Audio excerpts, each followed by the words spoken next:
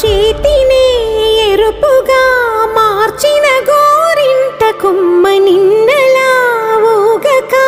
రాల్చెను చెమ్మ వాకిట నేనేసిన 9 వర్ణాల ముగ్గు విగతగా చూసినే